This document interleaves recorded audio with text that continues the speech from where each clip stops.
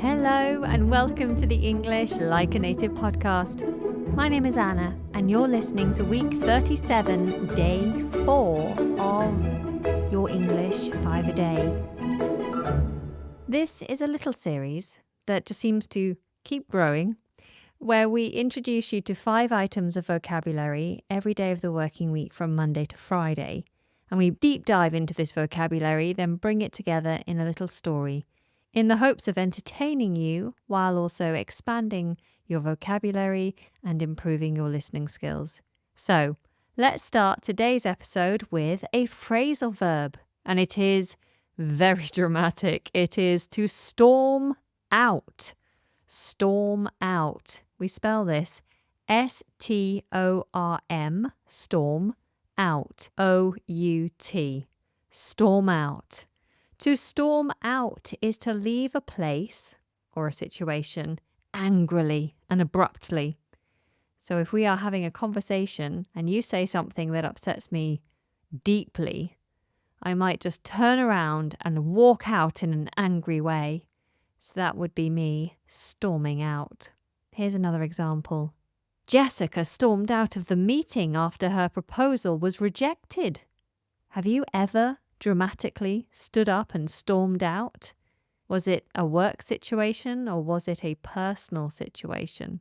I've stormed out in the past, I think with just my friends. So I remember a couple of occasions when I was younger, getting upset within a group and storming out. I remember doing it at college actually.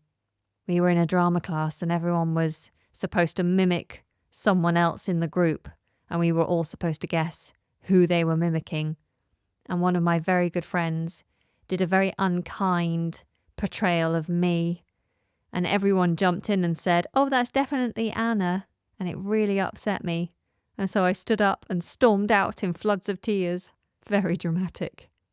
Okay, so next on the list is the adjective stubborn.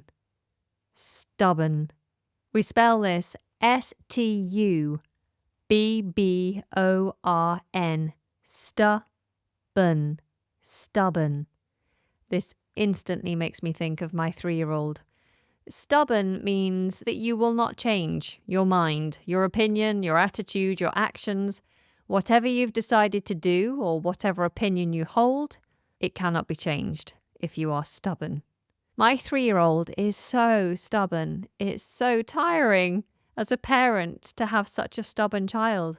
If he decides he's doing something or he wants something, then it's impossible to make him change his mind. Here's another example of using stubborn. Despite the overwhelming evidence against her, Anya was so stubborn that she continued to claim she was innocent of all charges. Next on the list is a noun, and it is quibble. Quibble. This is a fun little word. Quibble. We spell this Q-U-I-B-B-L-E. Quibble. Quibble. A quibble is a minor, often very petty, point of contention, a little argument or a little disagreement about something. So it's a petty little argument. Here's an example. The lawyers' quibble over the exact wording of the contract delayed the procedures. Sometimes when you run a business and you're so passionate about your business, you can get really caught up in the minor details. So, for example, we're doing a redesign of the website at the moment, and I can get caught up on the smallest thing, like the alignment of text or whether we should have a full stop at the end of a subtitle or not. You know, these tiny little details. The shade of the font. Shouldn't it be brighter? Shouldn't it be bolder? It's something that's very petty and very silly, but you can end up being quite passionate about these little things, and so you have a little quibble about it. Next on the list is the noun household. Household. We spell this H-O-U-S-E-H-O-L-D. Household. Household. The household is the group of people that are living together in the same place. So typically a family or a group of friends. They are a household. So who is in your household? My household consists of myself, my partner, and my 2 children. Oh, and my cat. That's my household. We are a happy household. Disorderly at times, but happy nonetheless. Okay, so here's an example sentence. I've never seen such a happy household as my neighbours. They are always laughing, joking, and spending quality time together. Next on the list is another noun, and it is ironing. Ironing. Ironing. Notice I don't pronounce the R. We spell it I-R-O-N-I-N-G. Ironing. Ironing. Ironing is the act of making clothes flat using an iron. It might not just be clothes, it could be tablecloths or napkins. Some people iron their bedding. I don't iron my bedding. In fact, I rarely iron. I try to avoid ironing if I can. When I was younger, I used to iron for a living. So I would let people bring their ironing around to my house, or I'd go and pick it up, and I'd literally pick up huge bin liners full of ironing. And then I'd spend my entire day ironing other people's clothes, ironing their underwear and their bedding and all their shirts and trousers and t-shirts and socks, all for something like £1.50 an hour or something. I'd spend the whole day doing it and only make 15 or 20 pounds. It was very depressing. And I burnt myself many times. Anyway, enough about my sordid past. So, ironing, the act of making clothes flat with an iron. Here's an example sentence. I absolutely hate doing the ironing. It's one of the most boring chores ever. I have to say, the one good thing about ironing is you can actually iron while watching something.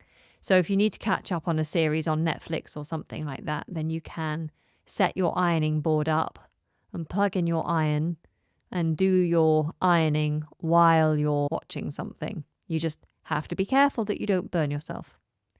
Okay, so that's our 5 for today. Let's do a quick recap.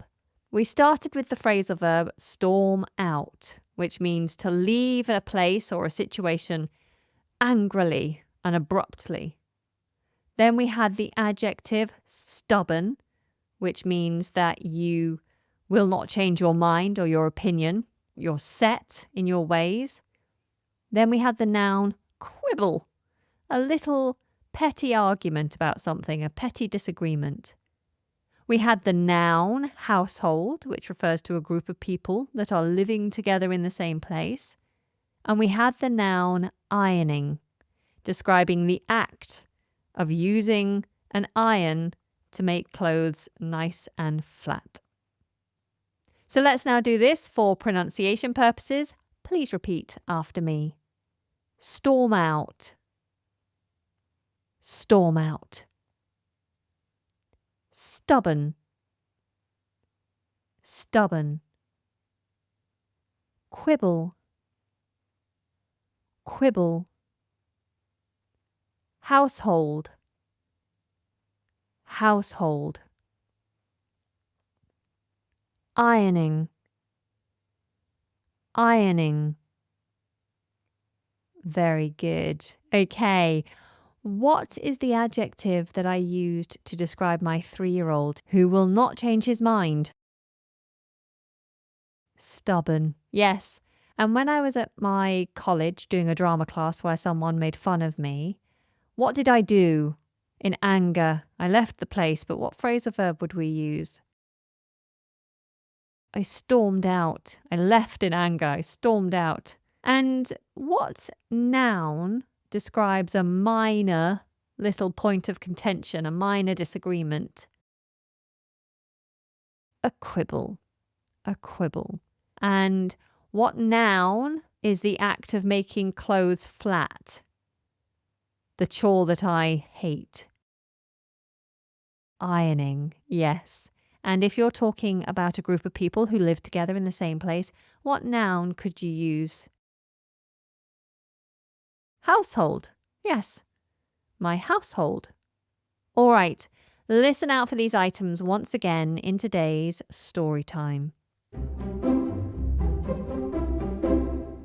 Who would have thought that a quibble about how to do the ironing would lead to such a big fight?